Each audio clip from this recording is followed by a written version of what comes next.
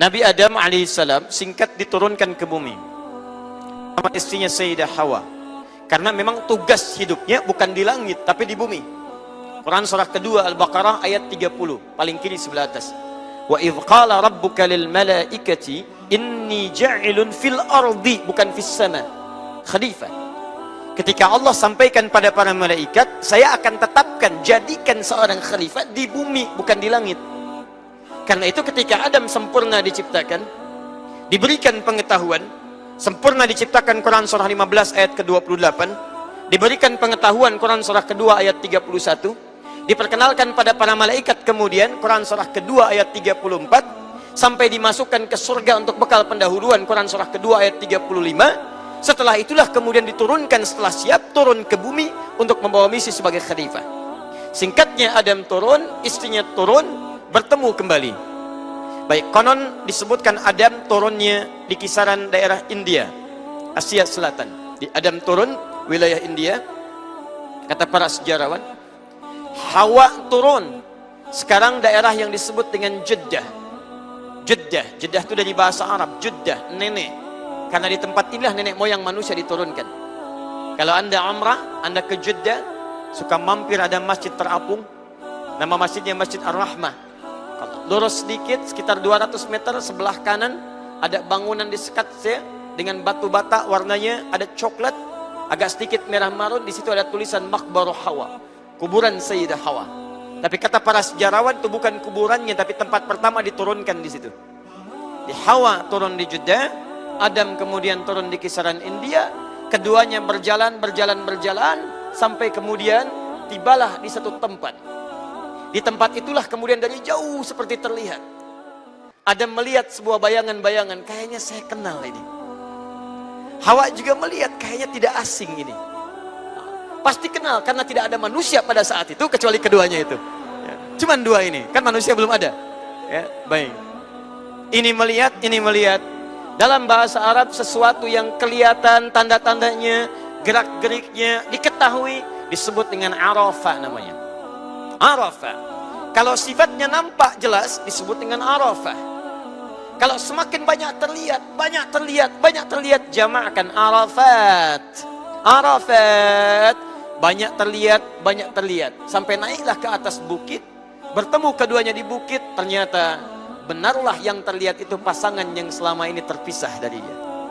Maka memuncaklah sifat kasihnya, keluar sifat rindunya. Kumpulan antara rindu dan kasih kalau disatukan jadi padu, namanya rahmah. Puncak bukit disebut dengan jabal, sifat rahmahnya kemudian melekat pada jabalnya. Sampai sekarang disebut dengan Jabal Rahmah. Kumpulah keduanya menyatu dalam kebaikan di sisi Allah Subhanahu wa Ta'ala. Maka disebutlah sebagai bukit puncak kasih sayang. Bukan bukit cari jodoh, karena Adam dengan Hawa sudah berjodoh dan sudah menikah. Ya, jelas sampai sini. Bertemu Adam dengan Hawa, hidup kembali menjalin kebersamaan sampai keduanya kemudian hidup sebagai sebuah keluarga, dan dengan itulah kemudian menyatu sampai Hawa kemudian mengandung sebagai fitrah seorang perempuan. Quran surah ke-7 ayat 189. فلما تغشاها حملت حملا خفيفا فمرت به فلما أثقلت دعوى الله ربهما لئن آتيتنا الصالح لنكونن من الشاكرين. Kandungan semakin membesar berdoa di situ sampai terlahir Adam dengan Hawa menyatu, melahirkan generasi-generasi laki-laki dan perempuan. Quran surah keempat ayat yang pertama. Ya ayyuhan nasu taqu rabbakumul ladzi khalaqakum min nafsin wahidah, Adam. Wa khalaqa minha zawjaha, Hawa. Di ketika Allah menciptakan Adam, pasangannya siapa? Hawa. Adam laki-laki perempuan, Hawa laki-laki perempuan. Jadi pasangannya laki-laki siapa? Perempuan. Pasangan perempuan siapa? Itulah fitrah yang Allah ciptakan dalam kehidupan. Kalau manusia laki-laki perempuan. Kalau dua pasangan berbeda disatukan, bahasa Arab jadi disebut dengan zaujain. Zaujain, dua yang berbeda. Quran surah ke-51 ayat 49 paling kiri sebelah bawah. Wa min kulli syai'in khalaqna az-zawjaini la'allakum tadhakkarun. Dari semua hal aku ciptakan berpasangan Pasangannya kata Allah zaujain, bukan pasangan dari satu yang serupa, tapi dari dua yang berbeda. La'allakum tadhakkarun, supaya kalian sadar, cuman Allah yang tidak punya pasangan. Karena itu silahkan lihat, bukan cuman manusia, hewan berpasangan. Apakah pasangannya sejenis? Tidak. Hewan jantan, pasangannya hewan betina. Tumbuhan berpasangan. Tumbuhan baru bisa jadi kalau ketemu pasangannya. Laki-lakinya, jantannya disebut dengan benang sari, yang betinanya disebut dengan putik. Putik bertemu benang sari, baru kemudian melahirkan tumbuhan yang lainnya. Kemudian jantan ketemu betina melahirkan yang lainnya. Perhatikan baik-baik. Hewan punya akal? Tidak. Hewan diciptakan tidak dengan akal. Awas. Hewan satu-satunya makhluk yang diciptakan hanya dengan nafsu saja. Tidak ada akal, tidak ada takwa. Sedangkan nafsu seringkali mengarahkan pada yang tidak baik. Quran surah ke-12 ayat 53. Paling kiri sebelah atas. Wa ma ubarri'u nafsi innan nafsa la'ammaratun bisu. Sungguh nafsu itu seringkali mengarahkan pada perbuatan yang tidak baik. Karena itu kalau hewan berbuat yang tidak baik, Anda nggak usah marah. Karena memang hewan diciptakan tidak punya takwa. Bawaannya selalu berbuat yang salah. Silahkan lihat di luar. Kuda jalan-jalan keliling Lombok tidak pakai celana, nggak malu dia. Biasa saja Anda lewat dia ketawa. Ih, Masya Allah. Kuda, karena dia kuda. Dia tidak punya takwa, dia tidak punya akal. Jadi kalau kuda lewat gak pakai celana, Anda gak usah iseng. Ih, gak malu ya. Anda yang gak ada kerjaan. Ibu ngepel lantai, lantai selesai, ayam buang kotoran. Ibu gak usah marah. Memang dia tidak punya akal. Dasar ayam, memang begitu. Ibu gak marah pun dia buang kotoran. Ayam. Tapi luar biasa, kambing tidak punya akal. Kuda tidak punya akal. Takwa tidak punya. Tapi fitrah berpasangan dengan instingnya masih bisa menemukan pasangan yang baik. Anda tidak percaya? Silahkan nanti Pak Sekda saat Idul Adha bawa kambing dan sapi Islamic Center, azan berkumandang. Karena dia tidak punya takwa, dia nggak punya akal, dia nggak akan peduli. Allahu Akbar, Allahu Akbar. Jantan lihat betina, datang syahwatnya.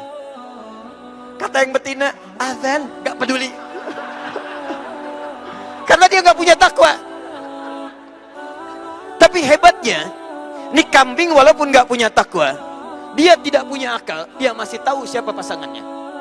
Tunjukkan kepada saya, pernahkah ada di Lombok kambing homo? Anda nggak akan temukan. Saya tinggal di beberapa negara belum pernah menemukan kambing homo. Ada sapi lesbi, Pak? Tidak ada. Lihat, kambing tahu pasangannya, sapi tahu pasangannya.